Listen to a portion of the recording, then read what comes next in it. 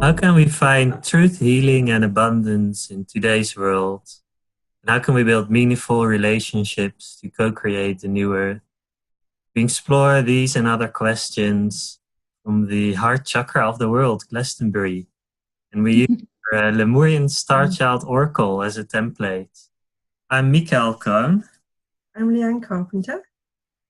And today we've got a special guest, Elizabeth Rudwick. Can you say hi, Elizabeth? Hello. I'm Gemma. Gemma. Yes, I wanted to do that. Hello, Gemma. Lovely. Oh, very lovely. So we're going to begin with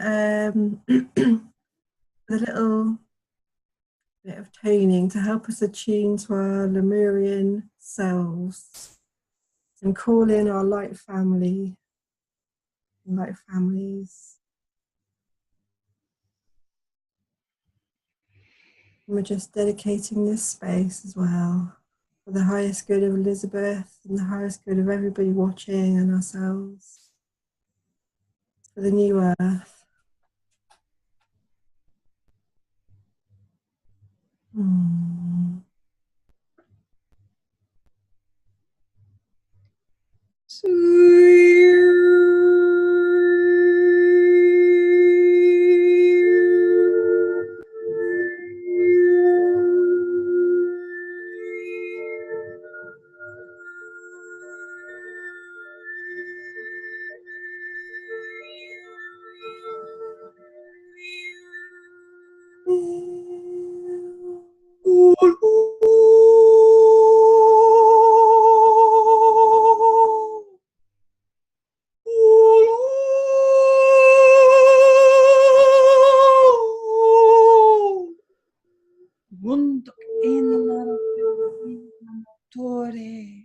Andara kotuk andara patare stinun tukur konde.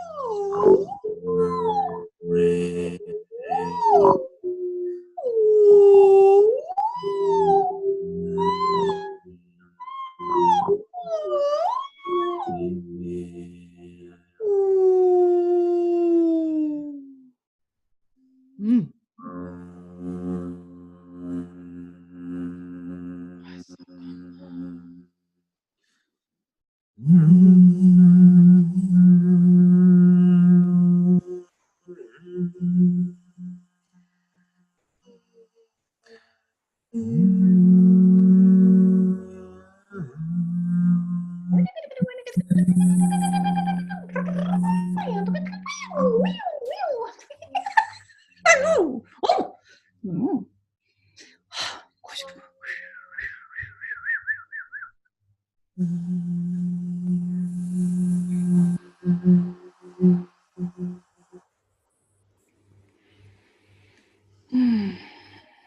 a beautiful sounds of light.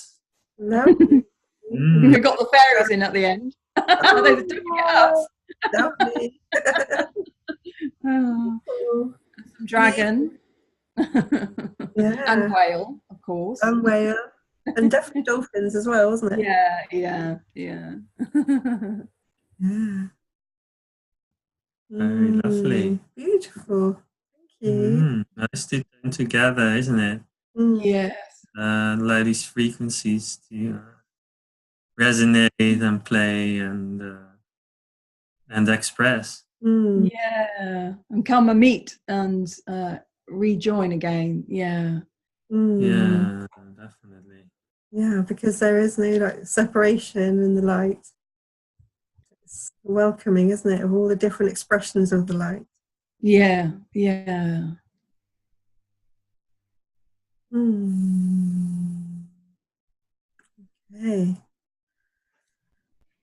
Lovely.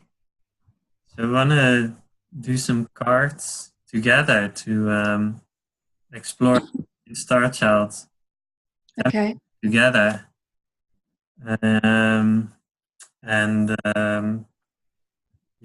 See what comes forward. Yeah, so for this layout, the first card we're picking is for your is to give us some light and insight into your divine purpose. Wow. Let's look at the whole layout for a moment as well. We will start with the blue ray about your divine purpose. And we'll go to the dolphin baby, about your inner child's dreams. Then we go to the powerful manifestation energy of the indigo child, one of the most powerful frequencies. The earth angel is your angelic self coming to earth, which can be a sensitive part, but it's also a strength. The rainbow child, number 5, is divine abilities, and the crystal child, number 6, wisdom vibration you bring to the new earth. And then the star children are cosmic gifts. So we've got the same layout right here.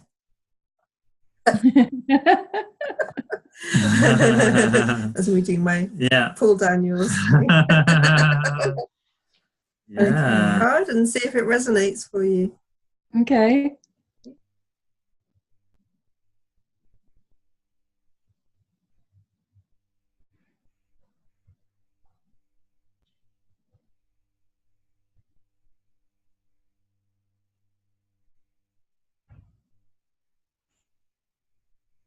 Let's see what we've got. Oh. Wow.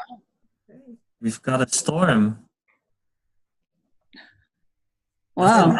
That's a really shamanic-y card for your divine purpose. That's like and path of light, isn't it? Yeah. That's all about kind of deep cleansing. Sounds about right.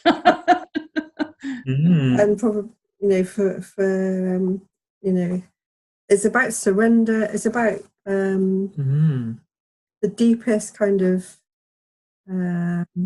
purification, really, and the finding of the light within. Resonate for you? Yes, I think over many lifetimes I've been a healer and seeker, seer, channeler, and really see right through. And that's why I call the work I do interstellar shamanism, because Gaia is part of a multi-dimensional beingness, and and I very much work with all the beings in many dimensions, and You know, so I can always see this rock standing very stable in a storm. yes, the eye of the storm. And that's very much part of the shamanic work, is clearing and spirit release work. And even as a child, I had a natural ability to do this. I would always sense energies and beings and people that passed over. And I would also know what to do inherently to help clear and tune in groups, in places, with people. But for me, also, what comes up is about trust and surrendering, and it's very much part of me being a channeler, because I create images, and being an artist, you just leap into the unknown, and often you create mess. The chaos from the void is just whoosh, all this energy and all the elements and moving around, and often it's out of all that comes like this pearl, this life, this birthing. You know, when you give birth, it's messy, it's blood. You know, it's from the unknown. And it's like when you bring in this high vibration, isn't it? It shakes people up. Yeah, I definitely do that from the heart place. Yeah, definitely, of course. Can you see the storm card, Elizabeth? Oh wow! Right.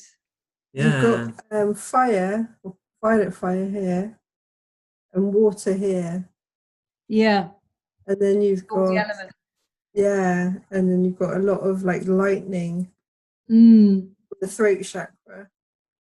Well, that will resonate with me doing a lot of sounding. Yeah. And of course, in the beginning was sound, and everything is sound. So yeah. You, out of the flame, you've got this swan who's just into the light here. That's really interesting, because I've been connecting with Swan and Grace the last 3 weeks. And I normally, not today, but I've been wearing the Hindu goddess who created life and created sound, and she's on the back of a swan with a harp. I've got swan images in my space now, and I've been wearing it here, and it's a turquoise blue color. It's an Indian pendant. So the whole being with Grace and she's very beautiful, the resonance. So because before I've worked with Kali this is a really the goddess I've worked for with years now. Another aspect of the divine feminine which I've been working, so it's kind of it's very much echoes in that card. Because the whole of this card is all basically like the storm, but there's this calm area here. I don't know if you can see. Beautiful. Yeah. Just here, and the swan kind of rises up out of the flame and surrenders into this stream of light, and she's within this kind of space of new energies. Yeah. If it's a very small picture, just go to the gallery view, and you can see. Oh yeah. Yeah. Okay. So that's, I thought that because to have a clear picture, isn't it? Of the. Yeah, I think that's so beautiful, because I just want to hold it up a little longer. Causing that storm in people is not always appreciated in the moment by everyone, but it's from the heart. And I feel that for myself sometimes I don't try. It's not intended to cause a storm, but always. But it's just the vibration that can bring stuff up for people as well. And then that's so beautiful that's come up for you life purpose and path of light. So it's the deepest healing, really. Almost to be like that kind of rock in the storm, that kind of wow, yes, for others as well, isn't it? Yeah, that resonates as well. Yeah, yeah. Because I read in your bio that you faced some pretty intense things in early life as well. So it's been a theme, but it's also a very healing card, isn't it? Yeah, I would say that picture actually came out of when I was facing the big storm in my life when my ex left. So it's really full of that energy, of like, wow, everything's just got smashed to smithereens. clearing. Yeah. Right. Well, let's have a look at the baby dolphin. And this is the inner child's dreams, isn't it? Yeah.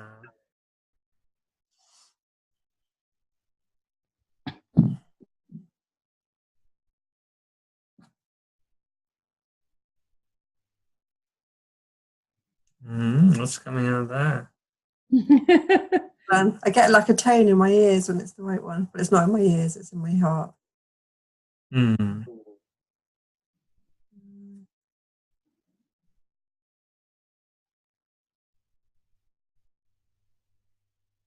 That one. Oh. And you're getting a phone call. Oh.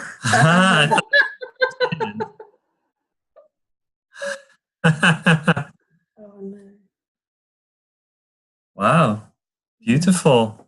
Divine masculine has come out of the deck. Wow. Yeah. Okay, so this is the keywords of this: the rise of true gentle power, true strength. It arises out of the divine feminine, the oceanic oneness. It's actually like a dolphin. Mm-hmm. Can't really see because it's almost like. Yes, I can see. No, I can see. Yeah. I think it's about not having an ego, or in the sense of a false masculine, but allowing action to kind of come from an emergence from the heart, really. Yeah, so that's interesting. It's come up for your baby dolphin dreams. Yeah, like a beautiful connection with God as well. I feel, yeah, we're connecting with God.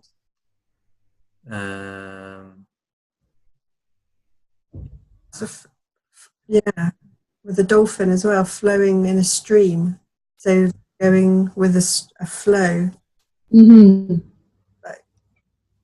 that you're surrendered to. So it's like the surrender again. I always had an inner strength, and I just followed that. And I was very I had to look after myself. My parents weren't able to parent me. So I ended up being homeless as a child. So I'm certainly very resilient, and I had to be very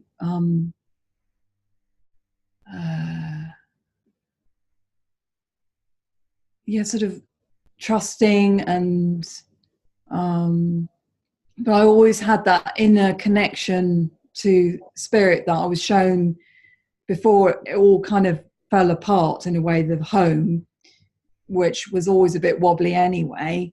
That I came out of my body and went up to the vibration of heaven vibration, and it was bliss. And I thought, well, if I carry on, that's where we die. That's where we go when we die. And I decided I actually don't want to die now. So then I went back into my body, and that's when things really went quite challenging in my life. And that's when I became homeless at 14. but that gave me that connection, that inner strength. So however, in the 3D or externally, I always had that connection to light, and I had past life memories as an earlier and very young child. Wow. So I always felt that I didn't quite belong in my human family, and I felt different from other humans. But I didn't feel alone at the same time. So I think that kind of being able to be strong in a hearted way, Amazing. Not always be in fight, or yes, it's all clear now in retrospect, but Yeah. Because if we look at this card, I see, I'll put it on big for a second. Oops. On the speaker view. There's a lot of light language in there. So, a lot of flow. And strength, It's a combination, isn't it? It's also especially because I'm going to be starting a drumming sounding group. I used to have a drumming group about 3 years, and it ended 3 years ago-ish, 4 years ago. It was I wanted it to be men and women. At the time, women were coming, and then when men did come, the men felt they couldn't be their voice. They couldn't drum. They couldn't be heard.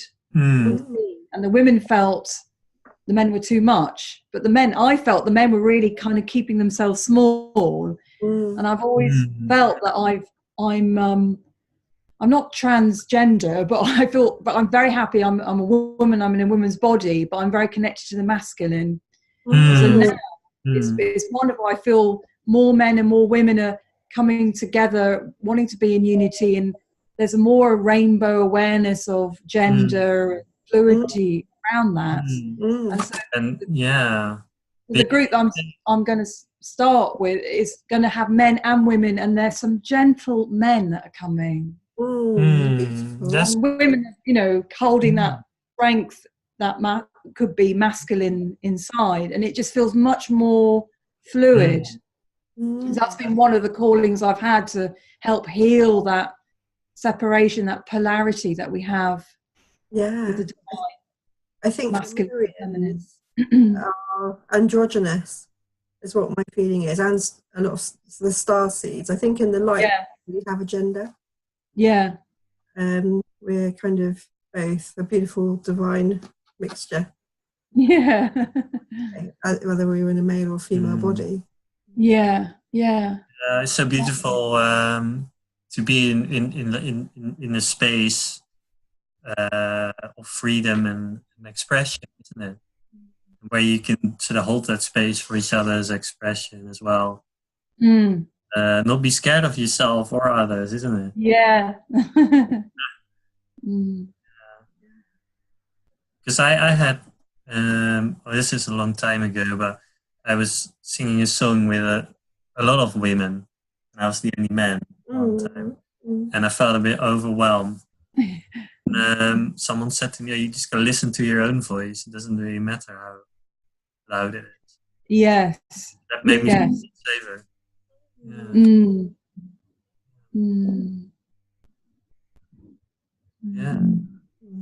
It's beautiful to honor and embrace and enjoy the differences, isn't it? Yeah. And just be in your own heart, so you're not overwhelmed by others, isn't it? When you're in your own energy, your own your own knowing. Yeah. So, can you tell us more about your group, Elizabeth? When are you planning to start it? The first day that came up that I was free to do is in bulk, Bridget.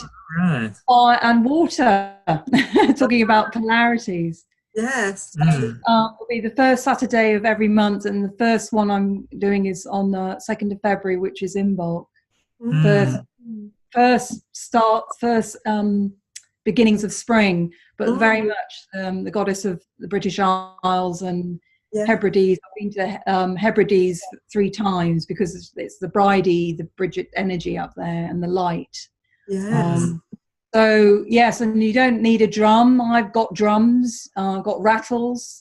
You don't have to drum. You can sing and drum, sing, or move, or just be. It's just to be in circle, and it's very organic. So we start with our breath and then our heartbeat, and then everyone resonates with their own rhythm, their own sound, and it can sound a bit discordant, but it all naturally comes together, and that's it. So I'm not leading a chant, I'm not leading anything in a way. I'm holding the space, but it's very, again, interstellar shamanic. So there's a lot of light language will be called, and I'm so moving, and just a space to allow people to explore and express and be seen in a circle. I'm very, very excited about it. It sounds wonderful.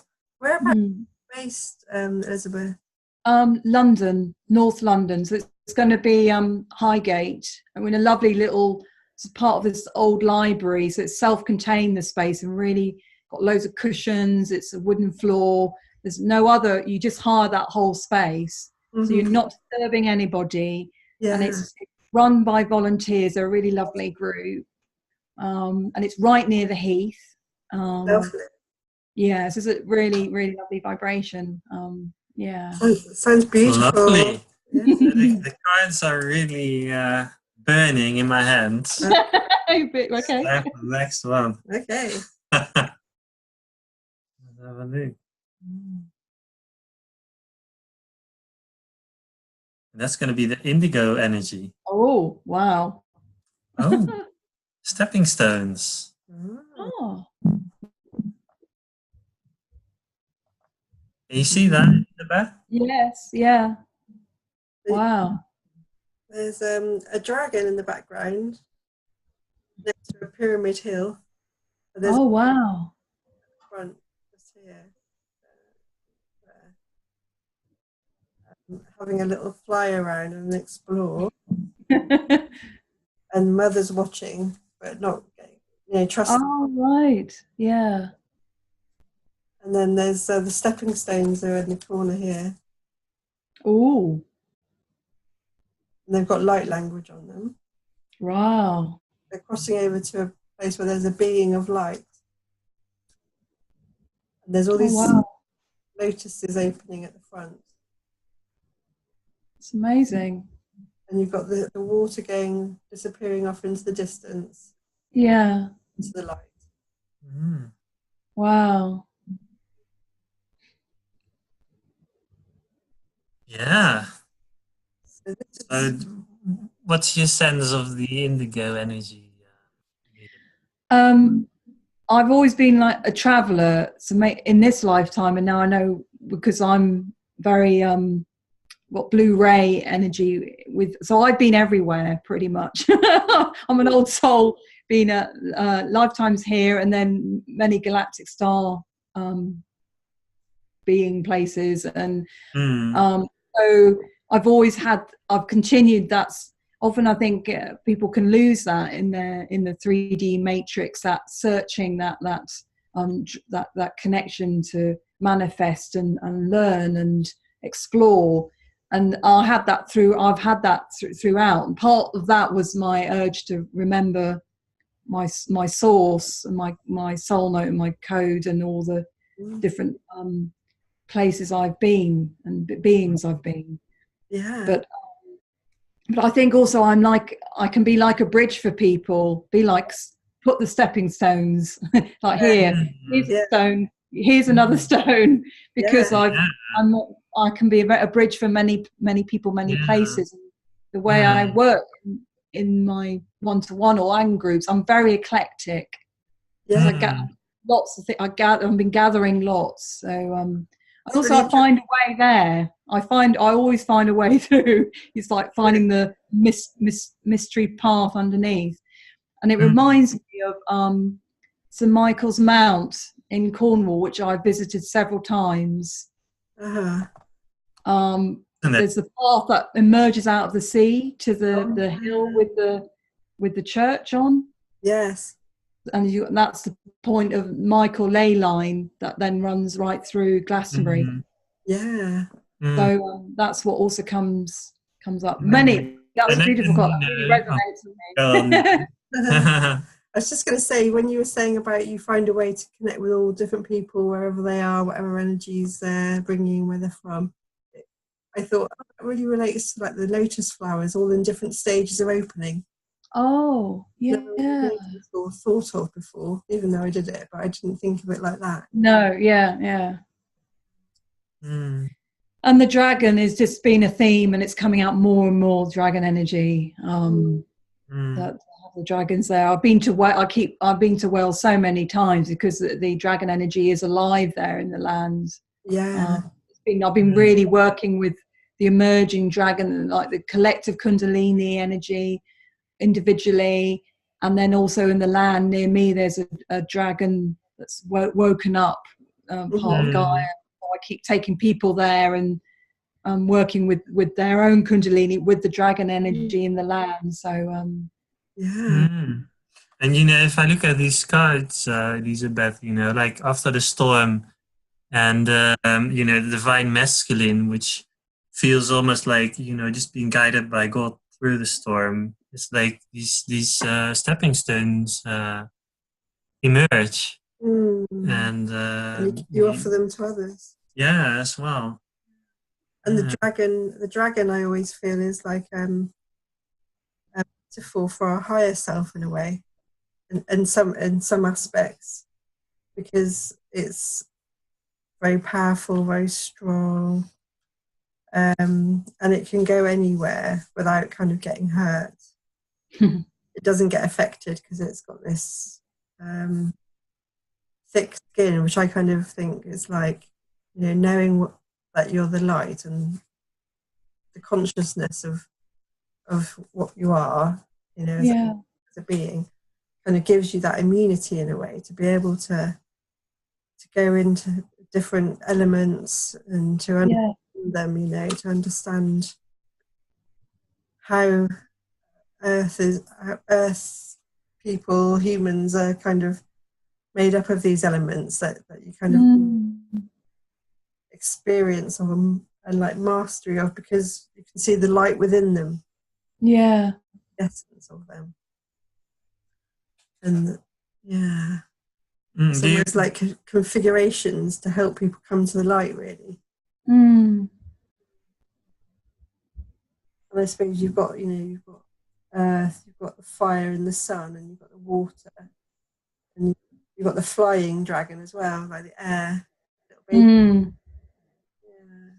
then the dragon just here is like sort of smoke coming out of her nostrils. It's little love. It's like she's watching with love and baby safe. Beautiful. Wow. Yeah. Do you recognize sort of the stepping stones coming up, even if there's a storm or that you're already guided through? It's like they just emerge somehow. Yeah, but going with the trust. Yeah. I've always been guided, and at pivotal times the way's been shown. So I've been very blessed and very lucky. And that's been part of my path, to go through a lot of challenges to then come through. And then now I can, when anybody walks through the door, I pretty much have experienced quite a lot. So I can like, okay, I relate, I understand. So that is the gift. That's a gift. To have all that experience, but come the way through. Being able to see those stepping stones even in the storms, and being guided It looks like you've really experienced that. And maybe there's stepping stones where different places you've traveled to as well. What do you think? Yes, exactly. Yeah, definitely. Mm. To be able to be in between the worlds, because I've always had that. I've always been able to be multi-dimensional. Really, I've not had a. It's been more like at one point I tried to kind of blinker myself because it was to be in around a lot of people and cities, and I'd be picking up an awful lot. So it's more about learning to kind of, okay, I just need to be like the dragon skin a bit now, just be a bit kind of not be so tuning into everything. Yes, yeah. But now I'm in a different phase where I'm able to be really open, and yet it's not. I suppose I moved on from being an empathic space where I felt everything was flooding in to be really open, and you naturally things kind of flow by, or they've got nowhere to go in, hook into. If that doesn't trigger you, it doesn't hook. So you can sort of witness more, and doesn't pull you out of shape. There's a different way of being open. It's not raw and vulnerable. You kind of know everything is one, but you also know the difference between, or you can also discern, isn't it? Yes. So what's been a big stepping stone for you in terms of places you've traveled to and things that you... Oh wow. I got a calling to go to the Arctic. I was actually I was on a retreat on Dartmoor, which I lived as a child, so I feel really, I mean, there the spirit realm, fairy is alive. You're always tripping up and bumping into all sorts of beings. So I was on a retreat there with a small group, and there we were going to go to the Hebrides. I'm like, I'm up for that, but I can just about afford that. And then they were all talking about going to the Arctic, and I'm like, I've no interest in going to the Arctic, never felt called to it. Thought, no way can I afford 3 weeks in the Arctic after going to the Hebrides. And then in the middle of the night, I woke up and I screamed because there was this Arctic fox that looked as physical as 3D. Wow. That's amazing. I really frightened me. I screamed out. I thought, oh my God, I've woken up. But then went straight back to sleep. Woke up in the morning. I'm like, and it was the day we would be in silent retreat and be on the land, and then we'd meet in the evening in circle. And so I was like, oh, I think I'm going to the Arctic now. So then when I was in the circle, and the talking stick went round, and I was the last one to speak. So I'm trying to put aside my feeling and my pounding heart and really listen openly, really hear what people are saying and feel. But I was just like preoccupied. And so when it got to the talking stick to me, and I went, oh, this happened, the Arctic fox, and everyone just burst out laughing. They said, you're coming to the Arctic. So I literally, money came, people gifted me things for, there's various clothing and shoes you have to have. And I felt so held because I not want to travel a lot on airplanes and things. And I was just in a blissful state because spirit, I knew I was guided there. And when we got there, it was again another coming home, like when I experienced Telos. It was so peaceful, still. With it was January, February, so the sun was always on the tip of the horizon. So the colours were amazing. It wasn't dark.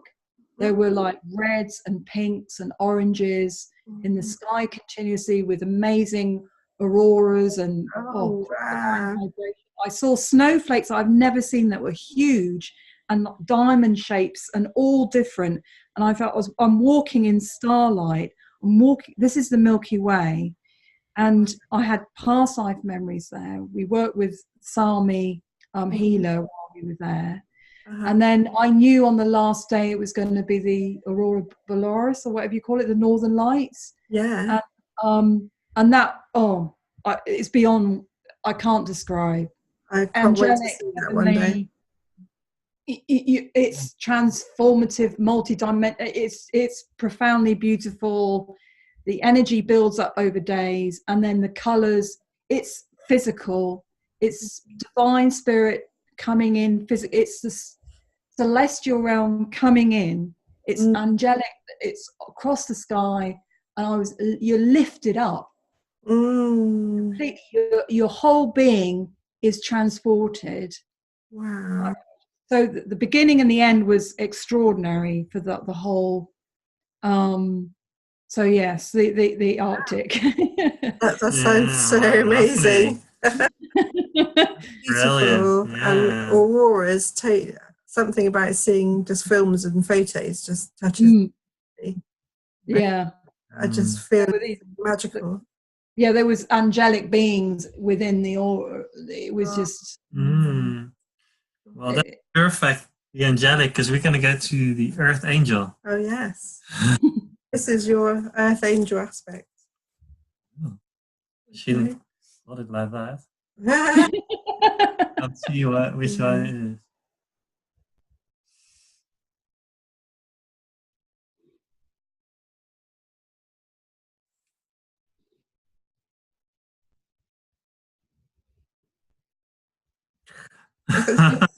You got so many there. It's amazing. They're so beautiful. Wow. Ah, the Earth Angel. It's about gifts. Unlock your gifts. Oh. Good gifts, energy senses. Pure love is the key. So beautiful. I wonder how that relates then, because you said it's full of. Yeah, it's your gift, you know, and your gift is, you know, you're sensitive, you're receiving codes, you're receiving energies, you know, and when you learn to, you know, be able not to be affected by it, you know, it became even more of a strength, right? Yeah. And there's like this golden dolphin ahead. Little gold dolphin. Oh yeah. The others. And then there's an invisible dolphin, but that you can see. Oh wow. Which is you're seeing through the big dolphin. So the key you're seeing behind that, but then the invisible dolphin's in the front. You can't maybe. Oh, I can see. Yes. I see. Yeah. It's about kind of how seeing things that other people don't see. Oh yes. Connecting with energies and being a conduit for energies that open doors for other people, that bring energies through into kind of creation for others.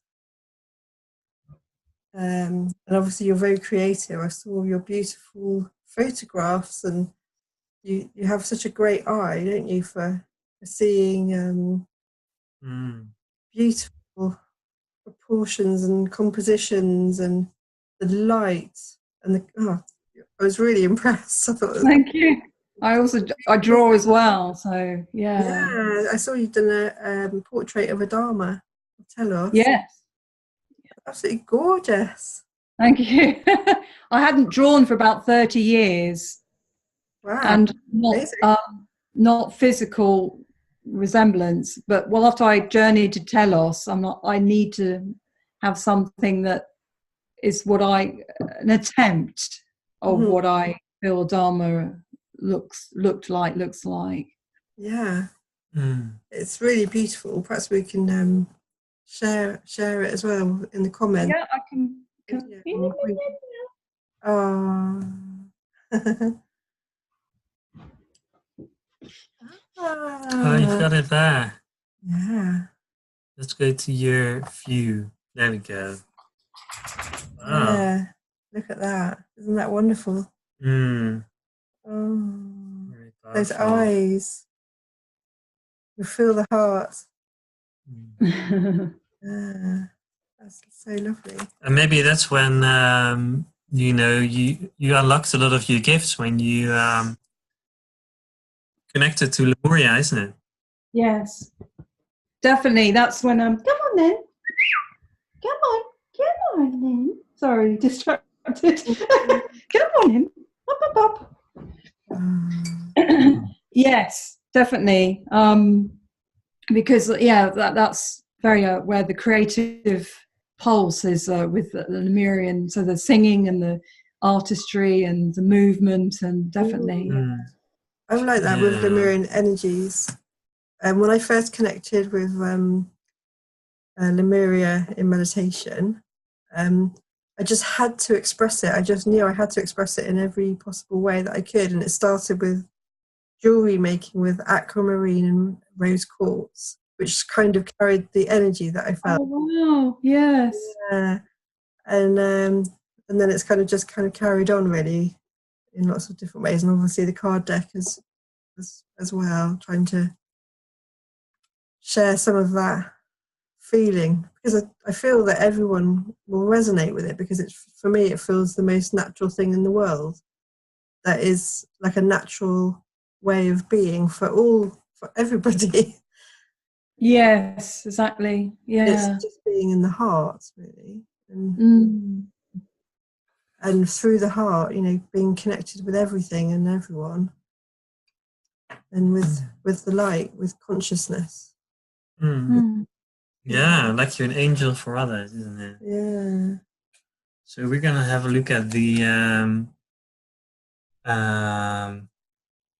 Rainbow Child, actually. Oh, yeah, that's the wrong way, right? They're the other way around again. So this is your grounding the light, your new earth kind of role. Do you want me to hold the cards while you pick? Okay, yeah. I'm gonna pick the card for the Rainbow Child, Elizabeth. Okay. Have a look. What is that?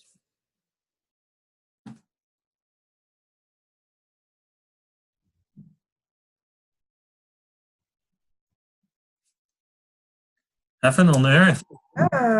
So you've just got a small role then, basically, creating heaven on earth. Okay. Wow. So that's come through, the heaven on earth. So this is the message, isn't it? And the Rainbow Child, they are, the builders of the new earth. Wow. So it all comes together, isn't it? You must feel a sense of, co-creating the new earth with, with the sessions that you give to people and groups and all helping that. people. Yes, and been talking with a group that we're I was actually receiving downloading, for want of a better word. Yeah, we get that. About this group that we're light language movers, sounders, image makers, and we're talking about gathering together. And I was getting information about what we will be doing, and it was so like one person channeled some beautiful sounding and then asked me whether I could translate Arcturian, and how she sounded Arcturian was exactly how I sound Arcturian. So I thought, yeah, I think that'll be fine. Wow. And then when I was listening to her, I'm like, I was getting all this information, and it was to build in a fifth dimensional way a template, a temple that people can connect to astrally, but we will anchor in this land here. And I was getting so much information about it. I'm thinking, this is big. So I'm sharing it here now. Oh, I don't know whether, but could you do Arcturian light language? Pardon? Could you do some Arcturian light language for us now? I could do. If that feels okay, only if you. But it just feels like it. Well, this is my guide. Oh wow! Can we get a close up of that, darling? Oh, that's amazing. Okay. Anna Curie and their male and female, they're in unity. So yeah. Wow. So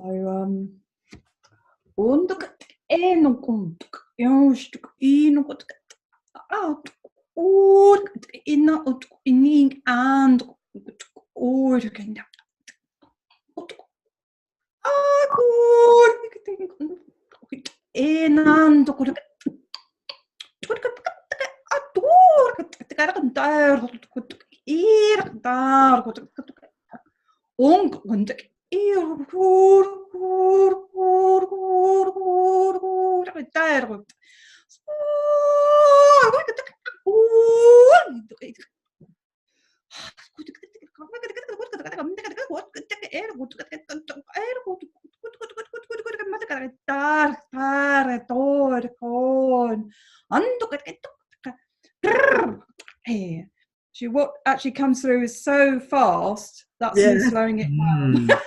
Yes. Wow, I really feel that. When I get going, it really, because there's so much information and they're very so fast. So they speak in like many layers all the time. So it was like cacophony. So I'm like, okay, this is just one thread. That's it. Because I've channeled them a few times and they were speaking very, very quick. Yeah. Very hard to keep, and my voice got very high. Exactly. To actually bring that down in my whole body. A lot of the time it kind of stayed a bit in the higher chakras. Felt beautiful though. I loved it. Yeah. Yeah. That was really beautiful how it's coming through for you. Wow, amazing. Yeah. Oh, feel it going through I my really body. feel it. Yeah. That's what everybody says. They feel it. Well, I had to work with that portrait. I had to work for quite a few months and communicating because Anna Curie said, I said, well, if I draw you how you were when you were more physical, I don't know whether people will relate. And Anna Curie said, I'm a shapeshifter. We're all being star seed beings. Put me in a form that people can relate to. It's about my essence. So just everything is translated and being filtered through layers anyway. Yeah. It really goes well with the drawing because that makes it more sort of tangible, isn't it? And the colour as well, the blue and sort of silvery white colours I could see. I don't know if it's just our screen. But. Yeah, no, it was because it's translucent. Yeah. And I wasn't about you creating your images, but I was not fully conscious of what I was doing when I was drawing them. Yeah. And then when I was like, oh, there's that coming out of it. Wow. Kind of like I'm like that. Yeah, because I want to say, when I channeled the Arcturians, because I mostly work with Archangel Michael and the Pleiadians, Elizabeth. It was quite different when I tuned to the Arcturians because I did do it a few times, and and my voice got very high. It's really funny. Yeah. And, the light language was so quick. Yes. Yeah, so quick that you could hardly breathe, could you? It's hard to breathe. Everyone else we were all holding our breath, so I was like, it's like because it's such a high dimension, isn't it? Yes. It's very high dimension, and because the Pleiadians they're not the same, but they're kind of similar to another high dimension, our bodies, but the Arcturian senses you got a different consciousness.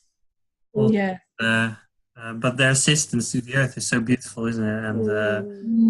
And I feel it in the crop circles as well. Yeah. So we're going to look at the crystal child. Yeah. It's a beautiful rainbow child card. That's absolutely such a confirmation, isn't it? Beautiful. Yeah. Yeah. Very moving. Yeah.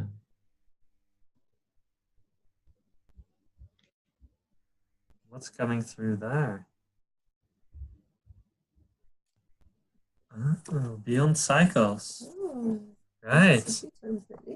Yeah. So the wisdom vibration is dragons. Yeah. And moving out of the old paradigm. That's it. So I'm gonna switch the screen to this. That's it. It took me a few moments to switch the screen. So that wisdom vibration is really about, feels like helping people to go beyond the karmic paradigm. They're all sort of codependency in the soul group and all that. Is that contracts, cords, patterns, blah blah blah. helps to clear those Over out. And real cleansing for the whole world as well. You know? Oh, I have to switch the screen. Hold on. The earth. Cleansing for the whole world. Earth, Wow. Yeah. Helping reawaken the earth and the inhabitants with love. So can you, Elizabeth, how that's sort of cleared in your own life and how you help people clear those old energies?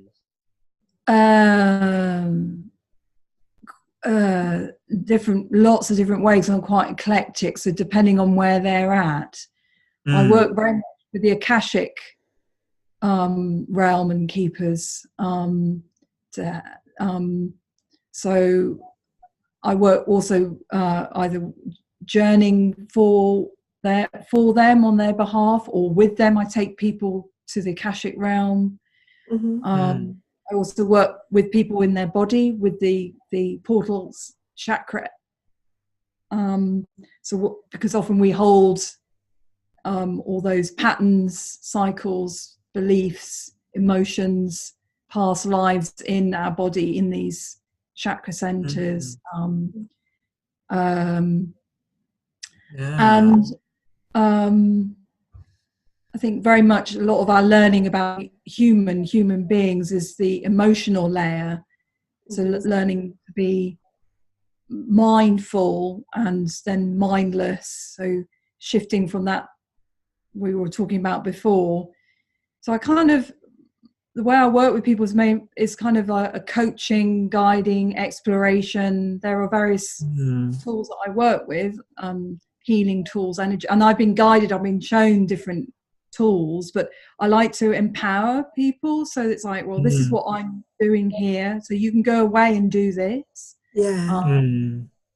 So, and then I channel a lot with light language, and it's quite a. I've got quite a wide spectrum, so it depends on where someone's is, but it's very. I think it's a way of life being. So, like with my classes, it's about dropping our attention, our awareness from our head, ego, mind space down to the heart space. So more and more, I'm working with people about that awareness, widening our awareness.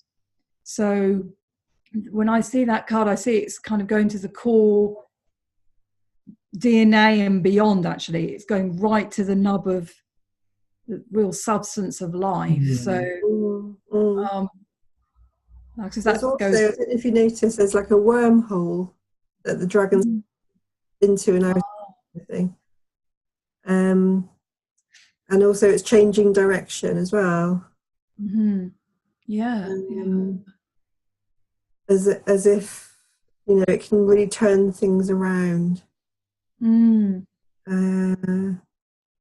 And help things, like you say, that have been hidden, like all those things from the Akash, you know, the samskaras, and people are shifting so quickly now. So I'm really, calling people to come that and people are ready now because of the global Kundalini awakening and what's been happening like last year and clearing before December into January, and so people are coming and they're like being able to release stuff that they've been holding for a long time. So being witness to that process is really profound. I never stop being moved that people say, okay, I'm here, and trusting. It's very moving. It's so important, isn't it, for people to have that safety to do that work. And I think that's what our role is, isn't it? Is, you know, through our own integrity and our own journeys that we've been on, like you were saying, you know, and obviously professional trainings and things like that. But, you know, it's about the heart, really. It's about the heart resonance, solidity, you know, and being able to hold that space. it's the work you've done on oneself. So I think people get a sense of that, and that's the authenticity. Yeah. So it has a vibration. They can feel it, even if they might not consciously be aware. Absolutely. It's hard work, but also joyous. Exactly. How wonderful it is, isn't it, when we do clear something out, you know, that's maybe been hidden for our whole lives, and then we suddenly kind of realise the light's kind of and there's like a recognition of a really limiting belief, or and a really unhelpful kind of learning that we've taken from something that we really need to let go of, that really isn't in alignment with our truth. And it's very much, for me, it's about supporting people, empowering people so they are doing the work. I'm walking beside them, and I have various keys that unlock and skills, but they walk through the door. I can't push them through the door. What's the point of that anyway? We're all so often that's the major piece of work that I work with people in groups and one-to-one, is that we are all like, hence the whole, what people are talking about, sovereign beings. We are taking responsibility and then releasing for ourselves, because that's the most empowering. I have people that come to me thinking, I've been to all these healers and they sort it out, but then I get it coming back. And so because you're not owning that empowering process for you. Yes, and that's what it's all about, isn't it? And it feels like, you know, someone else rescuing you. That's the old paradigm. Definitely. And I feel that, you know, once you've and I think all three of us, we've gone beyond cycles, and when you've gone beyond a certain paradigm, you're then able to oversee things almost. Yeah.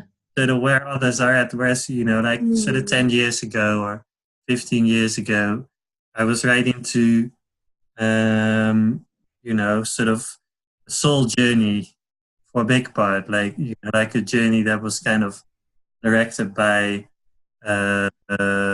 different people in my soul group and stuff like that. And it's almost like once you step out of that old paradigm, sort of codependent on the soul group, you can suddenly see more possibilities, not just for yourself, but also you can for kind of others. see when things are playing out with other people, can't you? Yeah. And you don't hold it's energy, but you just have a choice, you know, whether there's anything that you can do to help bring light there, or if it's move forward somewhere.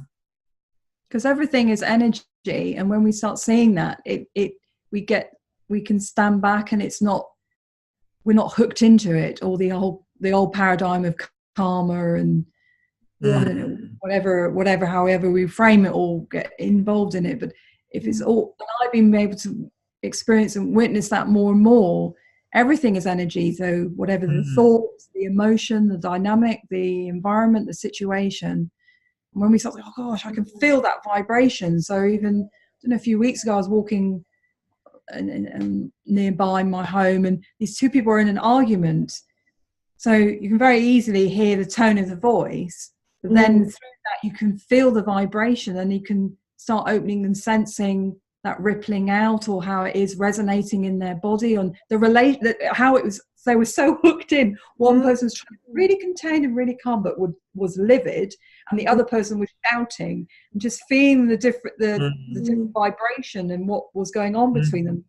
Yeah. So, what would you say, Elizabeth? If you met someone who's sort of stuck in a cycle, like I was, for example, like years ago, they're trying to get out, and they might ask, what did you do, right, to get out of that? Yeah, I've been in places. So very simply, I took responsibility that I'm creating a situation. And there's a phrase a friend of mine says many years ago, about 20 years ago, is, if life was a dream, what would it mean? And that was before this whole awareness of paradigm shifting and multidimensionality and awakening, because in a way it is a dream, and it's a shamanic way of looking at things as well. If everything is part of the universe we're creating. Yes. So what is that person mirroring for me? Yeah. But what energies in my field? Yeah. In the end, it's take responsibility, because then you can change things and you can own things and things can move through. Yeah. Move beyond the judgment or whatever. That's kind of all the, whether you're projecting, not projecting, victim, aggressor, that's all the old paradigm. Just go, okay, stand back, not in judgment, but go, okay, what's happening here? What's happening here for me? And I remember one moment, because I was in a very dysfunctional relationship, and the moment I had to get like quite rock bottom for me, which isn't rock bottom for people, can go further, but I hit the what was enough for me. and I remember sitting there going, enough, and such clarity then came. I had space. I'm like, and then it was very much, I'm now going to do this to get out of this relationship, and it's going to happen. Enough. That's so powerful, isn't it? That when you can sort of start to observe these Akashic records tangled in them, and you can just take a decision where you step out of something that's not healthy for you, isn't it? And the funny thing is, well, not funny, but just what I see is that when you're in it, and and it seems like you're powerless almost, disempowerment, right?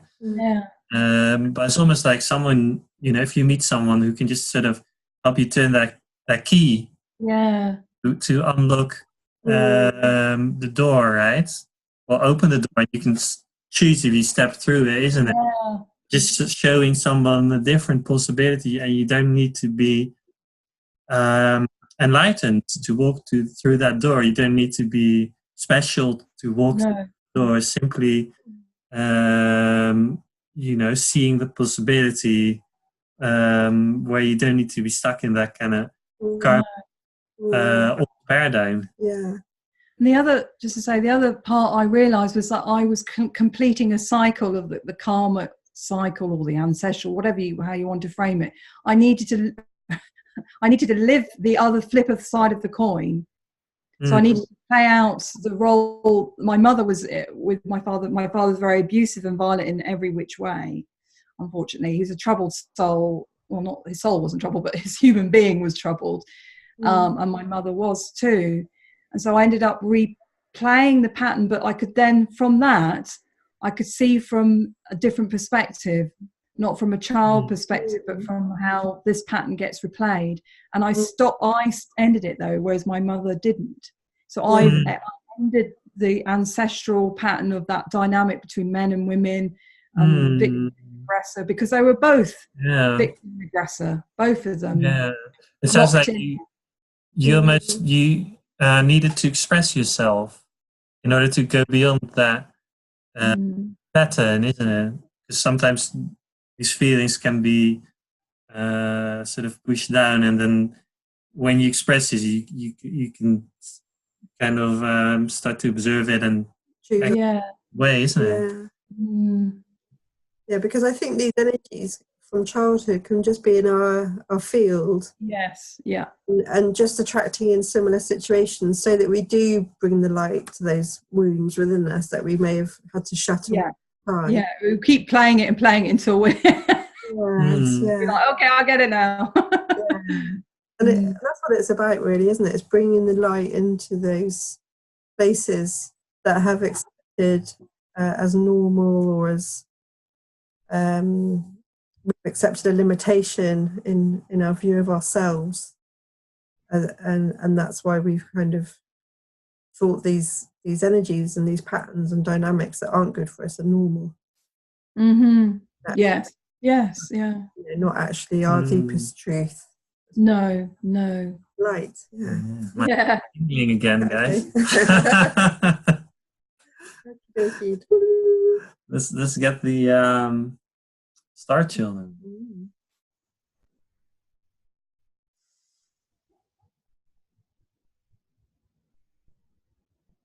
Where are they? You're moving them away. Okay, you know what? I'll spread it out here. No, don't be careful. Yeah. So you can just get them from the table. Okay. Yeah. Make life a bit easier, eh? Mm. You don't have a tracking device on your hands.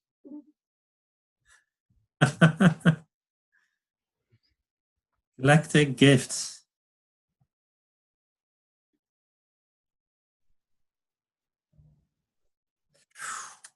Ooh. Oh wow, that's beautiful. That's the last cloak. That's about releasing old identities. Or helping others release them, isn't Yeah, it? yeah. And I feel that's one thing, because I really connect to Pleiades, and they're so good at showing me, you know, going beyond the limited personality or ego personality or whatever. Yeah. I find that as well. Yeah. It's about helping people to recognize their own magnificence. Wow. A divine selves there. Yeah, they're true. To be able to shine, really kind of not hide Yes. mask or cloaks or hoods, or it's just like Yeah. All off. Yeah. Being the light being. Yeah. And the last one, so that's cool. Have you found that you know, there's moments of insight where you really see beyond the personality self? Maybe on your travels, or with myself or others, or I mean, you're in your own awareness. Let's say that. What's does and there's like you know, the personality suddenly looks like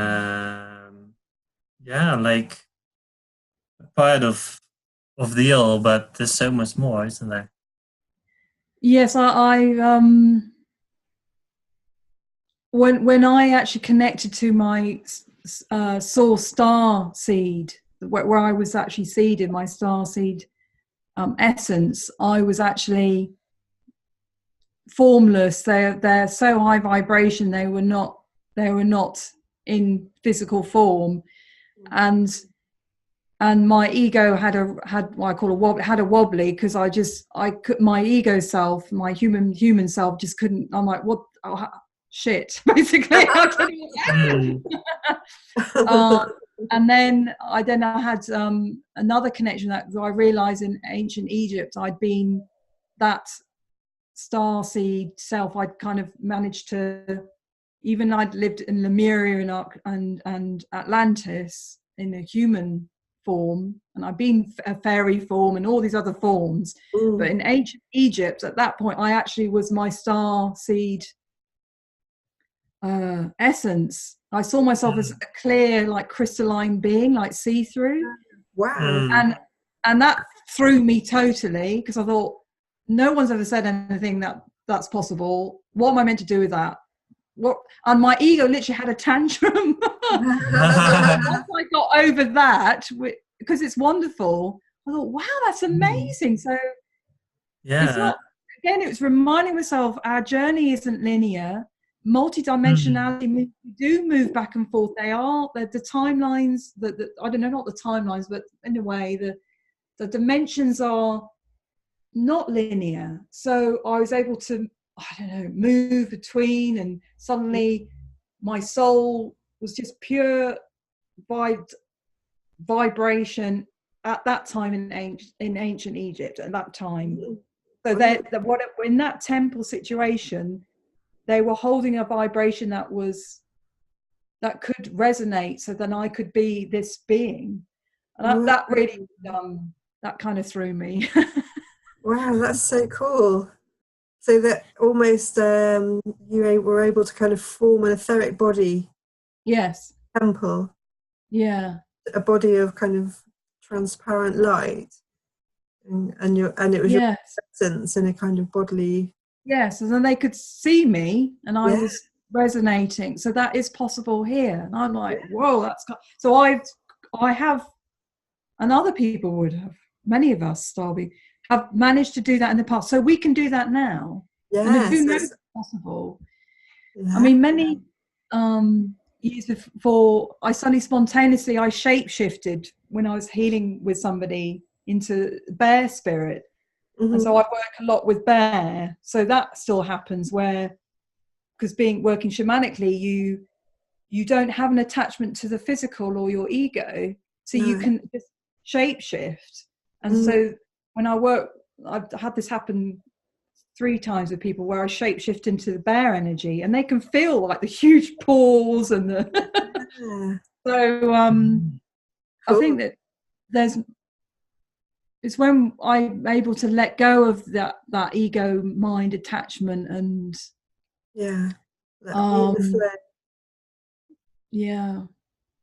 what energies want to come in and that are needed in that moment. It's like you realize that you're not just the form, but also the formless, isn't it? The awareness, everything, and because I feel that with the Pleiadian energy, I've seen that so much, and then you need to balance it almost, like to also be able to be decisive and have direction, right? Not just be a witness, be an observer. Right. Okay. Yeah. Do you find that balance as well, Elizabeth? Because you were talking about empowering people to clear their own karma. I don't quite understand. What do you mean? Well, what I mean is, like, when you get these cosmic insights in the formless, sometimes it's almost like you become a witness of everything. You need to have a balance because you need to make decisions and empower to, right, and not be a victim of others. Yes, that's integration, isn't it? I think it's when I'm working with people, I'm aware of the communication that I can feel if their energy is very much in their headspace, put it this way. And so then I can kind of relate to maybe how the Arcturians or Palladians or whoever, or the Blue Rays or whoever, are trying to communicate with us because we're in a different vibration. I can feel it, and then it's like just being with their vibe, being with the communication. But then it's like there's something where it opens in their heart, or I'm able to open up more in my heart, that compassionate opening, and say, how about we try this now? So experiencing rather than being in the head. And that's when they go, oh, oh. and so often with sessions with people, I can spend a little bit of time talking. I think it's easing the ego mind or the trust coming in that relationship. And then I go, how about we try this now? So we're many selves. And then it can go bing, like a little pop in the heart. And then they go, what do you mean now? I know what you mean. So that's kind of beautiful. What do you do yourself if you feel you're getting the Arcturians, for example, and it's a bit super etheric? Just to bring it into your heart, for example, what tools? Sometimes when I've had a language coming in from beings that I haven't worked with. I mean, one time I think it was like 4 hours of me just making mess, because I was saying I really can't. How can I? So vast and so different. Move it through this dimension and this physicality to then put it on a flat piece of paper, and I realized through the process it was very much, they were like I am with some of the people I work with, they were like taking time. So that was a good learning for me. They were teaching me on many levels, They were very patient, very compassionate. It's like, just keep with it. And they would like keep talking to my mind, go, it's okay, let it go. It's okay. Get another piece of paper. Get another piece of paper. And it was just me. The piece of papers are a bit like the layers of my ego mind. Just fly, get rid of that layer, get rid of that layer, get rid of that layer, to arrive at something that was co-creative. That's so beautiful. A lovely image and descriptive process. Letting go of the mind and the ideas to become really pure in co-creating and channeling the energies.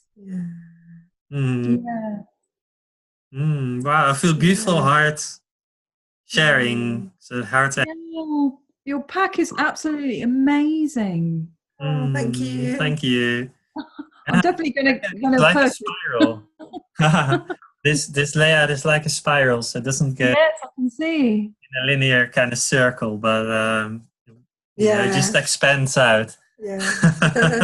Wow, beautiful images and such amazing depth and light, and thank you. A big process of surrendering and I bet. Wow, out of the way to just bring through.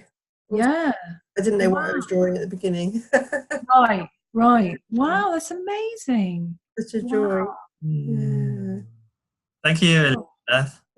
Thank you so much. Things to connect with you and to learn more about what you do. And I can't wait. You might be coming to Glastonbury and doing some things. I'd love to. Yes, that's Great. Yes, me too. So we'll keep in touch. And look forward to seeing more of what you're doing and your beautiful light language and photography. And thank you, and you. It's very blessed. Thank you so much. Oh, our pleasure. Thanks very much, Elizabeth. We'll see you. See you when we see you. Bye. Bye. Hi, I'm Leanne. This is Mikhail. Hello. We'd like to introduce you to the Lemurian Starchild Oracle, to a new way to receive loving guidance, inspiration, healing, and abundance into your life. To demonstrate it by drawing some cards and showing you how it can bring great steps on a life journey for all of us into higher self-embodiment. I'm an artist and a clairvoyant and also a clinical psychologist. And Mikhail is a physicist. Originally. Yeah. And a spiritual channel. And that's right. Author and artist of light language and singer of light language. We just want to share a card which is Heaven on Earth, which is a place that we're all invited to. It's the fifth dimension and above. It's the new earth. It's recognizing spirit and matter and living in a way that honors life. We would really like to, get as many printed as possible, so as to get the price right down. And then that way, what we feel is like a gift for all, for the kind of healing and the letting go of the old paradigm and the welcoming of yourself as a recognizing of yourself as kind of a divine co-creator, and recognizing the Lemurian Starchild within you, which is your natural state of magical beingness. We really want everyone to be able to enjoy that. For every card, that's channeled from the Pleiades, from Lemuria, from our own unique collective of light beings that came together for this card deck. And then in addition to that description, you also get a meditation and and there's layouts in the book. Healing processes. So we're gonna can find more about our deck on the Lemurian Starchild Oracle.com. And there's a Facebook page, Lemurian Starchild, where we share some of the cards, some healing music, lots of other things as well, updates about the process, and lots of things. And now there's the Kickstarter as well. So the Kickstarter, even if you can't pledge anything to the project, you can really help us by sharing our video. We'd be just so grateful. That would be really awesome. Cards really connect you with your own heart and your own higher guidance, really. And also, allow you to tap into the fun and the joy of living as we're meant to, and receiving our birthright, because we are beloveds of God. And so it is. Yes.